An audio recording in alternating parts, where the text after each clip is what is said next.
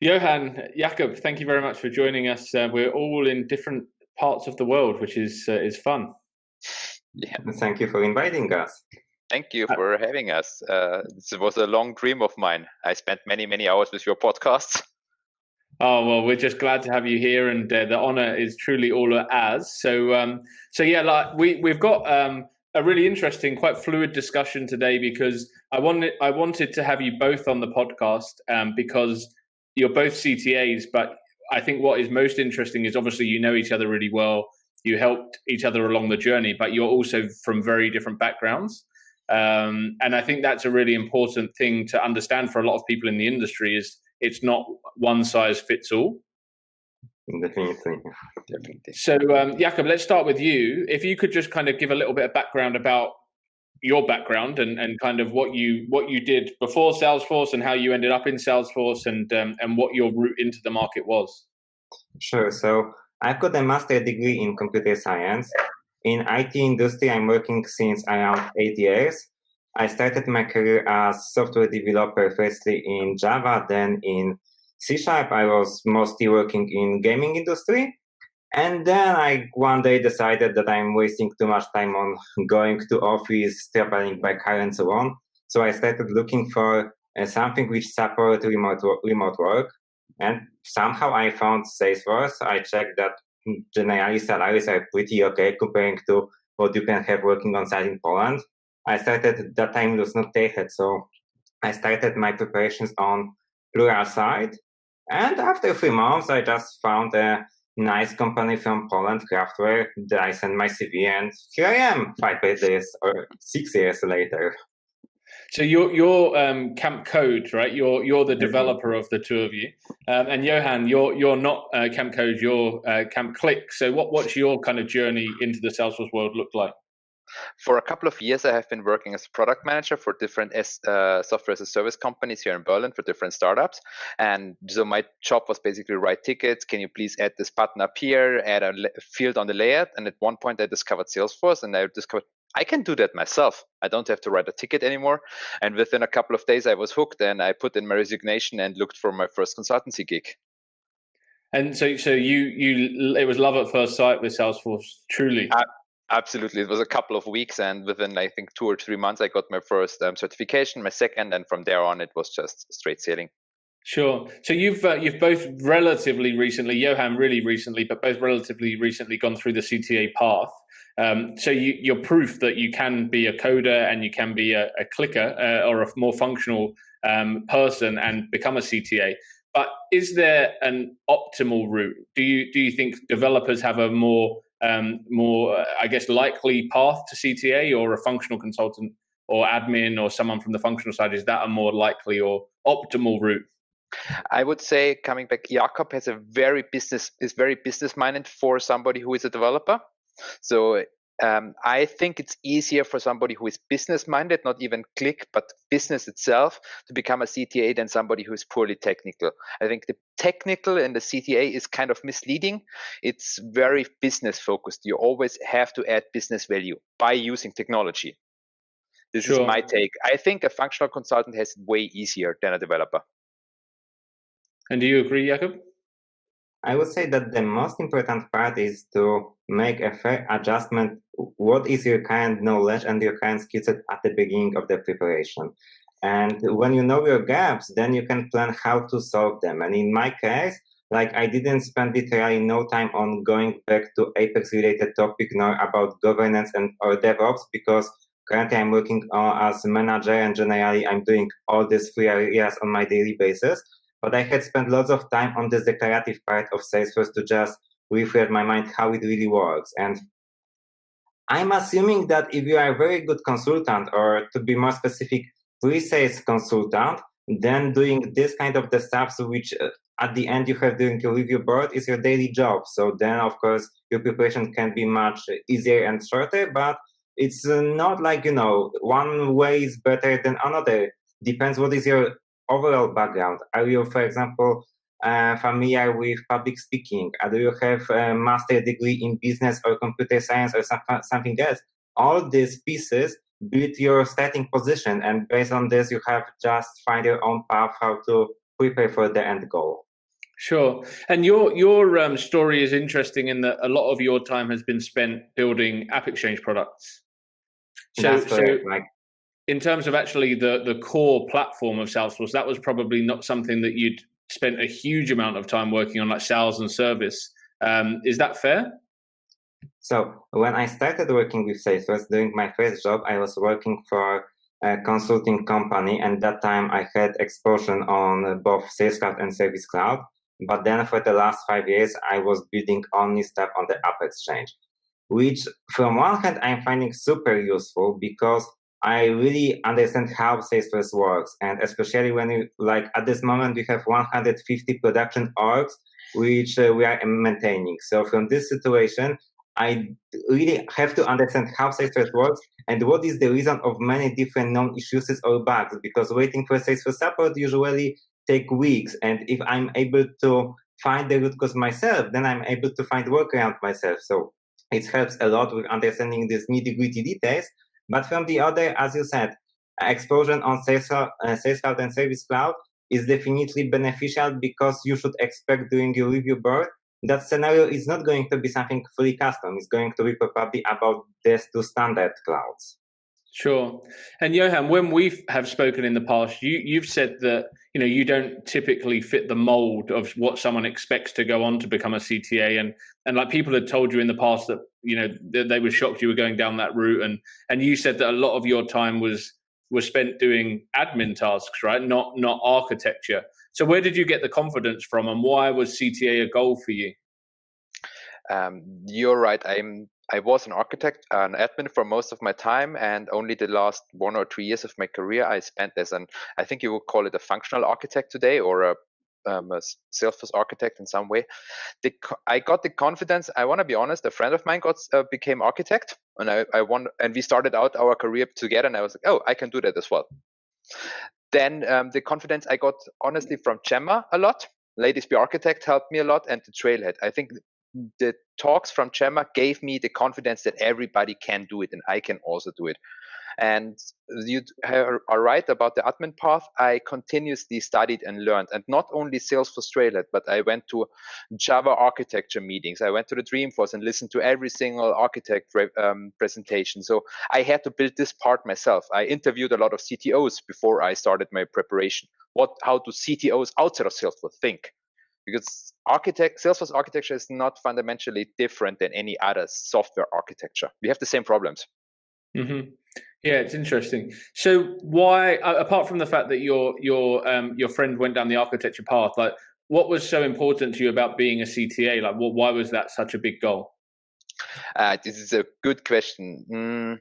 There's, I think, many different reasons. First of all, I like learning. This is just something I like doing. And the CTA is a clear path, and there's a clear goal you can achieve. It's a long-term goal. So this is something you can work towards. Other people say, I want to run a marathon, and the CTA is kind of similar.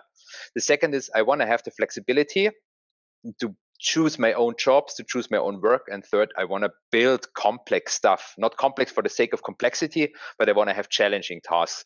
At some point, adopting email templates becomes actually boring. And what about yourself, Jakub? Why was it such a big goal for you? So the first topic which comes now to my mind is that I will say exactly the same. I like to learn new things and I like to study. And for my entire life, it's not only about software development. I like to study foreign languages, read books about new topics, and so on. And the CTA path is really nice because you have like this milestones with designer certificates. It's related to your daily job. So like it's not something useless. Even when I was not planning yet going for the CTA board, studying for this design domain certificates were very nice because I felt, okay, there is this aha moment and I know how something works or how do something better. And sure. Of course, being in the industry for so many years, build some natural pressure that if you want to be an expert and be recognized as the expert, the CTA somehow is promoted by Salesforce as the natural next step, that if you feel that you are one of the best, you should aim for it sooner or later. Sure. So having come from such different backgrounds, can anyone be a CTA? I would say that not anyone, but of course it's something that you can put lots of time on your preparation, because at the end it's just the exam, and if you understand how this exam works, you can prepare for it. So definitely preparations help a lot. From the other hand, I feel that it's somehow an IQ test, because you have 10 pages which you have to read, and the most critical part, you have to understand them. And if you are, for example, not able to think in analytical way fast enough, you won't be able to probably solve it never ever, because just you have some time slot and you have to be able to solve some kind of the game / puzzle during this time slot. I have a feeling there's going to be a disagreement here. Yeah, I agree there. It's a lot like a puzzle. Maybe I was a gamer in the past. I like strategy games, and the CTA is kind of similar there. Like Jakub is right. It's kind of a puzzle. I disagree. Jakub is very smart. I know that. For him, it's an IQ test. I'm not as smart, so I had to use more of, let's say, strategy and predefined solutions. So I think as long as you are motivated and as long as you want to achieve it, it's a really long journey. You have to be motivated from yourself. It's not something your boss can tell you to do. Unless, as soon as you do that and you put in enough effort, and of course you're kind of lucky that you have the right circumstances, definitely you can achieve that. It's achievable. I would say anybody who can be a good Salesforce admin can become CTA at some point. Okay, and I think I've been reading Atomic Habits, and it talks about like the book, and it says about like the goal isn't the important thing; it's actually the plan that you put in place to achieve the goal, right? Because just having a goal doesn't mean you're going to get there, but if you put structure and plans in place. Now, you both kind of budded up, and as part of groups, you were involved in helping each other. But what did the preparation look like for each of you? Jakub, we'll go with you. So yeah, I really like the sentence that CTA generally is kind of journey. And if you will just have this goal that you want to be CTA, but without plan for this, you can plan to be CTA for 10 years and nothing happen. And in my case, it's very important for me to have some kind of the deadline and goal, because then I can settle up preparation. So one of the most stressful moments for me related to COVID situation was the fact that I was not sure when I will have my review board date, and it was extremely painful. But I hoped that, I'm starting the Flow Republic coaching program at February, so I'm planning to go on the July or generally during the summer, and it was my time frame. And luckily, at the beginning of my preparation, I met Johann, and since that time, we started to see each other every day at 7 a.m. Yes, I agree with Jakub. I think at least I had a plan first to get to patch my gaps. This was the first. Speak on C-level was my first. Like think like an architect. So I literally watched every video which had architect in the title on YouTube, not only related to Salesforce. I interviewed a couple of CTOs, like what do a C-level person think like? So I met a lot of other architects from the Salesforce community, which helped me out, just chit-chatting, just nerding out, I always call it, just for an hour. And from there on, we followed very closely the Flow Republic plan. I will have to say Seb did a great job. You just do what Seb tells you, like literally every day. And this is what we did. We did what Seb told us. Yeah, it's crazy, right? It's he's got the winning formula. He got the winning formula. And don't be a hero. Do what Seb tells you and do it everything. Don't skip nothing. There is no shortcut, unfortunately. So I think Jakub put in like 30 or 40 mock exams. Was it something like that? Something like that, yeah. And I think it's good to point that Seb's formula works if you work hard. Like if you just think that you will send Seb money and he will send Seb back for you, unfortunately, it's not so easy.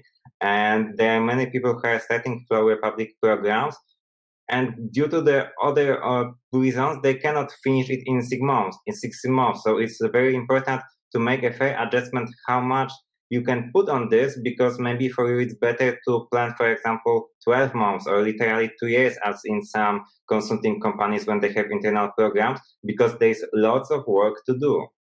Sure.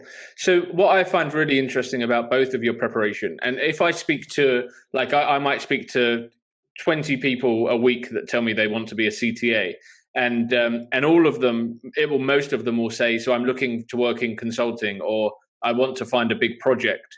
But your focus was that you were going to take on the responsibility yourself rather than leaving it to your employer, right? Because you engage with Flow Republic, but you did a study session every single morning at 7 a.m.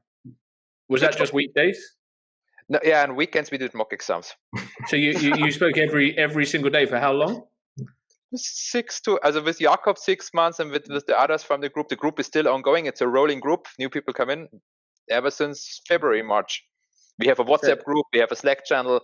It became kind of my family in a way. It's weird. I talk to them more than to my partner. My partner is kind of jealous of them. So, because you have this network now that you built, but you invested in that, and that was all part of your journey. But can you do this without having that network and without having the help around you and the support and guidance from others and peers and so on? Definitely, I think it's not possible, because you need to have at least one person who will listen how we are solving mocks and will give you a feedback. But the issue is that if you are practicing only with one person, you are very shortly starting to be reading in mind of your partner. And then you can prepare a good presentation for one guy, but at the end you have 3 totally unknown CTA sitting next to you on doing your review board. So having, first of all, many different people and gathering feedback from many places is the only option to prepare for having the final exam with people which you never practiced before. Sure. I think it was somewhere in August. I felt really good. I felt, because I was solving solutions with Jakub and others, felt really safe. And at some point, I had another study group, and they completely killed me. They completely killed my solution out of the blue. And I realized I have a really weak point, which none of the others had. So it's very important. I think at the end, we have a network of 10 to 20 people. And coming back to Flow Republic gives you 3 things: the feedback from Sepp or Doina or Yanis, which is very helpful, but only to a certain level, because also they have their gaps. You get the structure you have to follow. And the third one, you get access to a really huge network of people who are on the same journey, on the same trajectory. So I think we had 10 to 20 people at the end, which we have been in contact closely. Yeah, wow. But the last thing, that you have more hypothetical scenarios to solve. And when you go to a hitters community, you have, like, I don't remember, 6 or 8 mocks which are publicly available. And if in Flow Republic you have additional 6, it's increase your opportunity to prepare for the new mocks a lot. And generally, solving the same mock second and third time is super beneficial, because then you can master it and polish the gaps. But having this nice feeling that you are first time reading the new mock and you have no idea what is it talking about is a very unique experience. Yeah, absolutely. And we see, I've put a lot of value on certifications. I think if people get them in the right way and don't get dumps and are doing them for the right reasons, they're super, super valuable. But we also see that it's like just how many can I grab, and like how many can I have on my LinkedIn profile? And I think people fall into that trap sometimes. What was your take on the certifications that you actually needed? Because you don't need them all, right, to be a CTA. You only need certain ones. So what about the ones that weren't on the pyramid? Were they in your focus or not at all, Johann? Sales Cloud, Service Cloud, Admin, Advanced Admin, Dev 1 and Dev 2 definitely are must-haves. They are not on the pyramid. The optional ones, Community Cloud, and unfortunately Mobile Publisher was discontinued, but this was also very helpful. So the core ones, absolutely do all of them. It doesn't hurt to do Field Service Lightning or Cpq. It doesn't hurt, because it's great products and they help you to understand the platform better, but they are not mandatory. So this is another one. Keep focus. If you want to achieve the CTA, of course, do side projects which interest you, like Cpq, for example, but you have to have, like, I think 15 or 16 certs. This is the minimum. I would say don't skip the basic ones. You always learn something new. Sure. So yeah, it's not about necessarily just getting the newest one. It's about keeping to the structure of having the foundations. And then if you're interested in Cpq, get it, but don't necessarily go out of your way. Is that fair? Yeah, absolutely. Jakub, you agree there? I fully agree, and especially, like, from my perspective, if I never had a real project with field service or Cpq, going for a certificate with these domains for me a little bit is killing idea how this certificate should work. Because when I'm hiring somebody, I'm, for example, expecting that developers will have developer 1 and preferably developer 2 certificate, because if somebody is working as developer from few years, he should be able to pass the certificate easily.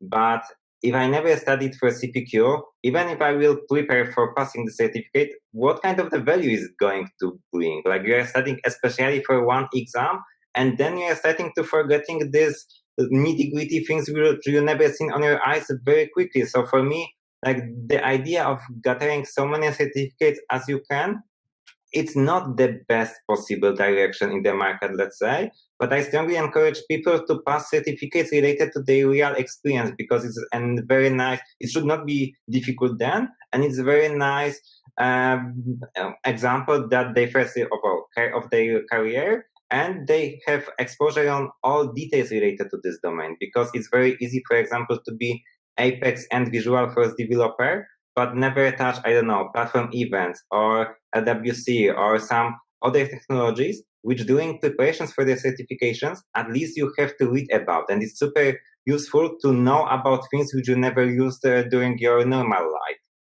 Sure. I would disagree here to Jakub. I personally like to get certifications proactive before I touch a topic, me personally. So I like to, for example, Cpq, this is actually on my bucket list. I would do it before I did my first project in order to have a better understanding of the tool before I start the project. This way I personally feel safer. Yes, Jakub is right. You forget the nitty-gritty details, but the certificates also give you an opportunity to understand the concept and to understand the breadth of the solution. So if you get a project, you might only learn what you need for the next day, as many consultants do. This is something I don't feel comfortable with. I like to know beforehand.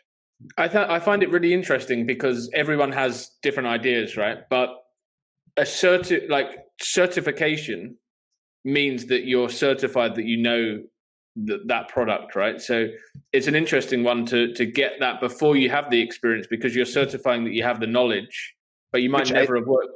Yeah, you might never have worked on the product. Yeah, I do have the knowledge, and when I apply somewhere, I will absolutely be transparent. I have the Salesforce Marketing Cloud certification. I have no idea about Salesforce Marketing Cloud. I would never do a project there, but I have a basic understanding how it works, what a suppression list is, what a subscriber list is, and this also helps me also for the CTA. Again, it all falls into place. Sure. So how do you then approach a certification if you don't have the domain experience? Like, if you've never worked on a Cpq project, how do you prepare for the Cpq certification? I get the first I get the trail mix, of course. Do the trailhead, as Salesforce tells. I read through the documentation. I build stuff myself, because almost always you can build stuff besides Marketing Cloud yourself. I play around, I toy around. I really want to be a master as much as possible. Watch videos on it, read blog posts. I would recommend really reading blogs. Every time I do a certification, I just enter Cpq and blog and read the first 10, 20 blog posts about it. And then I go for the certification, and I aim for 90 to 100% answers. If I don't pass certifications. I want to be the master for that, because, as you say, I never had experience. So I want to be at least really good in the theoretical knowledge. Sure. So I've never met anyone like you, Johann, who was all in on their CTA. Like, you were truly all in, right? So I don't know how many people. And I looked back through your LinkedIn profile the other day, and I saw the day that you announced you were leaving your job, which was like a year ago. But for anyone listening that doesn't know this, you left your job to prepare for the CTA full time, and you had what, 8 months? No more. It's on 1st of December I left my job. So it took me exactly 10 months. My calculation was 6 months. So I underestimated the effort, honestly. I underestimated the 2 months it took me to get settled into this routine of daily studying. Sure. It's a little bit like a job. If you start a new job, it takes a while until you get productive. The same is true for CTA preparation. Yes, I studied every day, Monday to Friday, like it would be my job. So 8 hours? No, 4 to 6 days. No, I found no value in studying more than 4 to 6. Your brain just shuts down. I tried it for a few weeks. There was no value. About you, Jakub? Sure.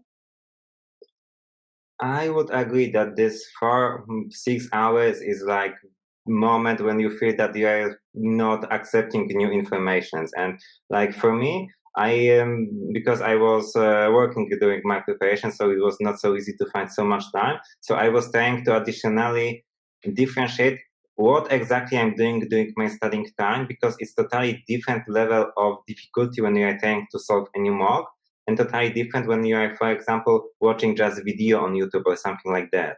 So like I was trying to listen podcasts when I was walking my dog. I was trying, because I'm doing COVID, I was not going to the gym, so I was doing some physical exercises at my flat, and so I was just watching TV that time with some videos like Ladies Be Architects or something like that, because for just being a passive observer of the content, mixing it with the physical activities was okay.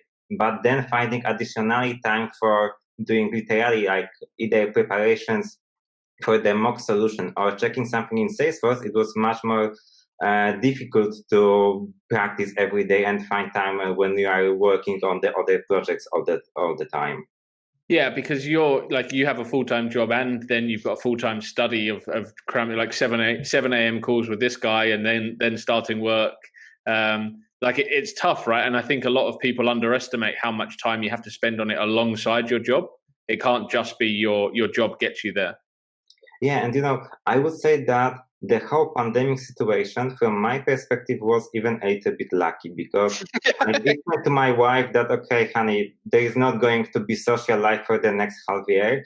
And in February, we went to the last, music event, to stuff like that. We think that for the next 6 months, anyway, we are probably not going to spend lots of time. Luckily, she's a doctor, she's doing her PhD, so she pushed her topics in the same half year a lot. But at the end, when in March we started to have a lockdown in Poland, we were prepared. We were already there since 3 weeks. Yeah. Coming back to the time effort, I think Jakub I did a couple of interviews with other CTAs, and as there is no shortcut. I think the minimum is 300 hours if you're a genius and have 10 years of experience. Most of the people do like 500 to 700 hours preparation. Jakub did something around 1,000 hours. I did around 1,400 hours, 1,600 hours preparation. There is no shortcut, even if you cannot do it along the job. Also be prepared. And my personal take is try to get 1 or 2 days off a week at least. You have to consistently spend time, and there's no way of spreading out these 1,000 hours over 2 or 3 years. This doesn't work. You have to do it in a short maximum 12 months. The scope of the exam generally is growing every year, and one of the challenges which I found, that if you check the Salesforce site, you have just information what is in the scope on the very high level.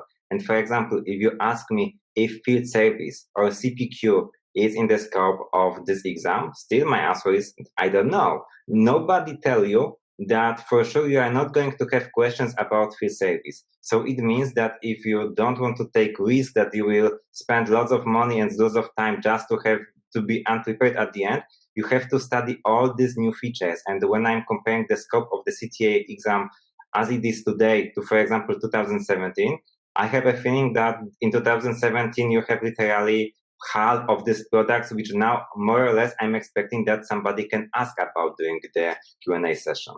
Sure. Yeah, it's crazy how things just continue to grow year on year, and it shows no sign of slowing down. Why did you take that time off? And because we've spoken before about, you didn't want to have to do it a second time. Because, and I think your theory is if you do it a second time, you have to study just as much the second time as you did the first, right?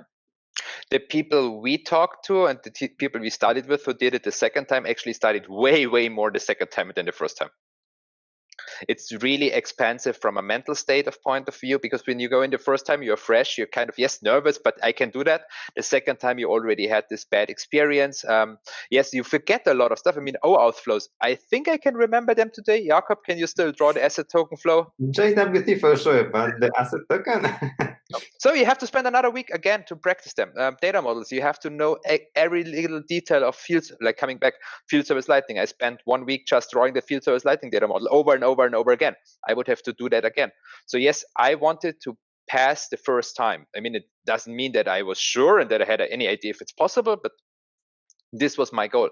And I want to be honest, this 1 year taking off was also for me personally. I like to have these gap years in between. They give me the opportunity to grow personally, to pick up some hobbies. I learned cooking and baking a little bit. I did some sports, met some friends. It's also a benefit. Mm-hmm. And yes, this gave me the confidence that I have a shot at it. If I would do it while I work, and this is what we found with many people who study with us, the job is always more fun. The studying is really boring. It's many people tell us, oh, I can't make it on Friday for the mock exam or Saturday because I have this big go live coming up. Okay. And it's a good point. Like, always when you're thinking about your prioritize, your review board, if you really want to go for it, should be at the top. And if you have meantime a job when either the customer or your supervisor, somebody can ask you to work over the weekends and over the evenings, you are not going just to find time for this preparation. So it should be either your fair assessment that, okay, with this job, probably I'm not going to have a good environment for this kind of preparation. Or maybe you should speak with your supervisors that if it's your aim and their aim, they should do not expose you on these high risk projects for the next few months. Sure. Yeah, I think it's really important to be clear whether that's your employer or your family on, this is my goal and therefore this is the sacrifices I'm going to have to make and have everyone on board with that. I disagree with everybody tells you have to sacrifice your family and your friends and your personal health. I disagree there. My assumption is in order to have the best shot at the board, you have to be fit, like bodily fit. You have to do meditation. So I think Jakub and I, we never skipped on sport and we never skipped on meditation. There's no value. Because if you're not fit, you don't know study, it's a 7-hour exam altogether. At least for me, it was 6 to 7 hours. You have to be fit. Yeah. And you have to be happy. There's sure. If your partner doesn't like you anymore, if you're fighting with your partner, if you don't see your kids for 2 years, what's the value of becoming a CTA? No, family, your personal health, family and friends, and then the CTA, and then your job. Sure, that makes a lot of sense. So when you were, because you both did it remotely, both did the review. At the beginning of the session, can you say that you were really confident you were going to pass? It's a very challenging question because especially after some time, human mind try to cheat yourself. So now I think that I was, but I remember that day before my exam, I just took one day totally off of anything. I just went to the forest. I was walking, cooling down and so on. And it's extremely high stress environment. Like it's not comparable to any exam on studies, any work situation or nothing like that. Because, we are investing this at least half year of your life. We are sacrificing still lots of stuff. You are paying lots of stuff. And you know that if you will fail, you are going to wait maybe half year, maybe another year for another date because this queue is so long. You will pay again. You will have to again sacrifice everything. So this environment is extremely difficult. And I doubt if you can be fully confident that it's going to be easy peasy the next day. Yeah. And what about yourself, Johann? I would even say if you're confident that you passed, you probably failed. If you don't find 30 mistakes immediately after you finished your review board, you didn't prepare enough. I was not sure that I failed, but the judges are there to they help you. Take me wrong. The judges are helpful and supportive, but they ask you to find your weak points. They ask you until you really can't answer anymore. Sure. So there was so many things I was sure I made mistakes in, which some of them I did actually. So then, the moment it was over, was it just the biggest sigh of relief that you didn't have to chat to everyone else at 7 a.m. the next morning to do a study board, or did you miss that? I think we kind of do it still a little bit.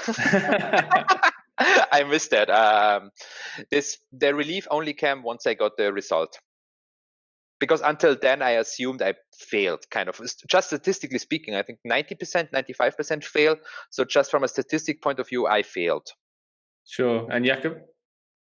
Yeah, after I was done with this topic, it was surprising how much time do I have for everything. And still, we are still with Johann active members of this community. So I'm still doing mocks with other folks. I'm still doing these discussions about Salesforce because I found that even if I am CTA, it's not like I'm end of learning new stuff. And always this kind of discussion can just give you opportunity to learn something new every day, which is super important if it's your area of expertise. Sure. So why is giving back so important, and why should it be important to all CTAs? I even started giving back during my preparation. I asked somebody else who also gives a lot back, why do you do it? And I agree there. The first is I just enjoy it. It's just a fun thing to do. When I be honest, it's fun to interact with people. Second is if I give back, I have to prepare my stuff better. So when I draw a data model about live message, which I didn't find online, so I drew my own, I posted on Twitter, and within seconds I had the feedback, oh, you made a mistake there, there, and there, and there. So it helps me to polish my content. And the third thing is you get, I got so much support throughout this journey. Everybody was always helpful. Like you literally can write to random people on LinkedIn and ask, can we have a chat for an hour? And they help you out. And this is something I want to give back. Sure. And for yourself, Jakub? I've got the feeling that, there are so many people who want to learn stuff in Salesforce, and the whole system in which people are supportive and they're sharing knowledge is so amazing. I'm comparing it to the world of medical doctors, because as I mentioned, my wife is a doctor, and the idea that they're paying so crazy amount of money for just access to some materials, it's so ridiculous. It's like 21st century. And if finally, like after so many months, I learn new stuff and I can help somebody, as we said at the beginning, you cannot prepare for this kind of the exam on your own. You always have to find some mentors, some colleagues, some study groups. So it's nice to be able to pay back to the community for what you get at the beginning. And I think it's a good moment to one more time say about Ladies Be Architects. Their content is amazing. Like when I'm comparing it to time when I was starting Salesforce career, it was no Trailhead, no Ladies Be Architects like that. That time thinking about CTA topic was like the black magic. You have no idea what is behind this. And nowadays you have to work on preparation, but you at least know where to start and how to do everything. Sure. Yeah, I think this journey Jakub and I went, this coming from this not consulting, not PwC, Deloitte, Capgemini background, is only possible because of the community. Yeah, I think absolutely. maybe this is where the old saying of you have to work on big projects come from. Maybe we are the first generation of, let's say, Ladies Be Architects CTAs. So yeah, that's such a good way of looking at it, actually. Like, and that's been a common theme, is that people will say, "Oh, you have to work for a big brand," but maybe that is changing now, and maybe the likes of, as you say, Ladies Be Architect, Flow Republic, people like yourselves with the architecture, the groups that you've been running and been involved in, like. There's so much now for everyone out there. It's the whole ecosystem is a different place. Absolutely. Salesforce becomes so much transparent without the domain certifications. They bridge the gap. The domain certifications are a great way of preparing. Yes, you have to put on a lot of work on top of the domain certifications. They give you the foundation. Sure. So just to sign off, Jakub, if you could give one piece of advice to an aspiring architect, what would it be? One piece of advice will be to have goals which are achievable for you. And if you are thinking that you can become a CTA, try to make a plan, try to assess your gaps, find study groups, and just go for it. Because if you are dedicated enough and you don't have to think that if you are not working for big companies, it's now not possible. If you are not working for the Sales Cloud and Service Cloud projects, because with Johann we are a great example that, as you said, if you spend enough time and you have enough not experience but enough motivation, then everything is achievable nowadays. Sure. Johann? Have fun. It's a fun journey. You meet a lot of fun people. We didn't meet at 7 o'clock in the morning because it was dreadful, but it was always fun. Enjoy learning. Sure. I said that would be the last question, but I have one more for each of you. What does the future hold now? Because you've both achieved a goal that you set out for and sacrificed in terms of long hours, and yeah, you enjoyed it, but it's a lot of investment of time and money, and so what's the goal now? Like, where do you go from here? Jakub. Okay, so I have a feeling that in the world of Salesforce certificates, there is one big gap.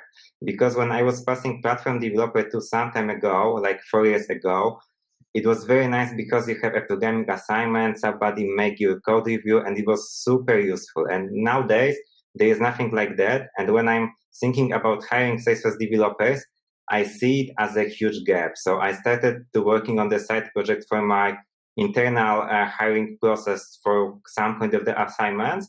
And when I'm speaking with people, I see it much, much more as a niche in the market when maybe one day I will decide to either publish this content or starting some kind of the service to help other people hire developers. Because as a hiring manager, I see that it is like a niche which somebody have to take. Sure. Johann. And I'm looking forward to apply all the knowledge I got over the last year to help big companies achieve their goals with Salesforce implementations. I plan on becoming a freelancer for the next couple of years to learn the ins and outs, not only for the review board, but also on practical projects. Sure, nice. Well, look, I wish you both every success in the future, and I'm excited to see how everything pans out from your product idea to contracting. And if anyone does want to reach out and ask you, pick your brains, which I'm sure they will, and I'm sure you'll be happy to help, where's the best, what's the best platform to reach out to you both? For me, definitely it's LinkedIn. I'm not good WhatsApp user. I'm not Twitter user at all. So LinkedIn probably is the only option, as long as you don't want to be my Facebook friend, which can be sometimes creepy if we don't know each other. I agree here. Twitter is for fun and LinkedIn is for professional. Sure. Okay, nice. Well, thank you so much. Thank you for giving back and spending some time chatting this through with me. I really appreciate it. And I think there's a lot of value in there for everyone. So thank you and all the best. Thank you.